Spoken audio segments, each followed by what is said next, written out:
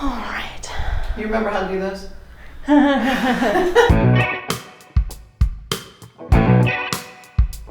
Good afternoon and welcome to another episode of Live at 12:05 here at the Isle of Wight County Museum. My name is Rachel Popp and I'm the curator here.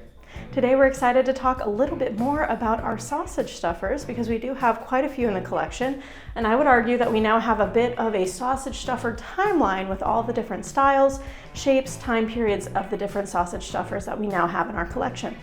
This one here is one of our earlier ones that we recently received, and it is considered a wood bench style, wood bench mounted sausage stuffer. It's a bit more primitive, certainly probably 1800s to mid 1800s.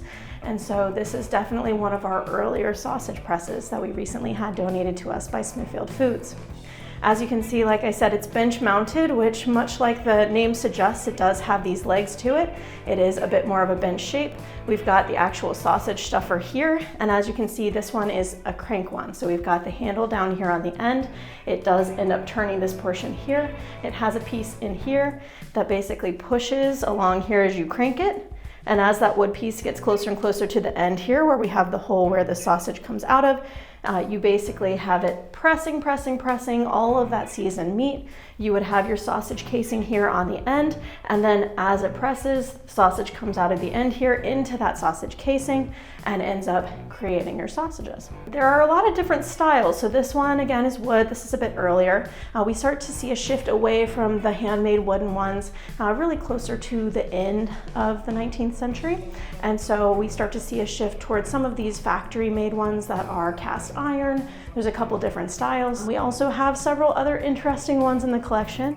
We have a handmade primitive one that's a little bit later, that's actually 1899, created by D. Barry, actually. He has all of his information there on the sausage press.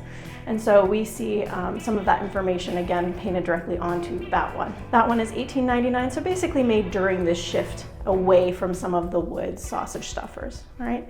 So we see a lot of cast iron ones in the early 1900s and then also in the late 1800s, and we see a lot of different styles. So there's smaller ones that's a bit more of kind of a hinged clamp style. We also see the crank top that becomes very popular with Sears. It actually has a plate and a screw movement from the top. That one is basically seen as a bit of a multi-purpose kitchen tool because it can also press fruit and things like that. So there's a lot of different versions of these, and we have a bit of an interesting timeline of sausage stuffers here now with all the different styles and the different time periods that these are made. So we do start to shift a little bit away from making our own sausage. A big part of that is just that by the 1950s, everyone starts to have refrigerators and freezers in their homes. They become much more typical in a home, and because of that, it's easier to purchase already made sausages rather than the somewhat difficult process of making your own sausage. And so we see more people purchasing them from the store. But there are still a lot of these cool sausage presses out there. Sausage and just meat production in general is integral to the history here in Isle of Wight County and Smithfield in particular.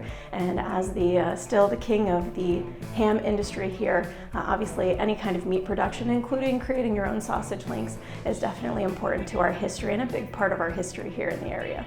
So we're excited to have another piece here in our sausage timeline. Thanks so much for joining us for Live at 12:05. Hopefully see you again next week.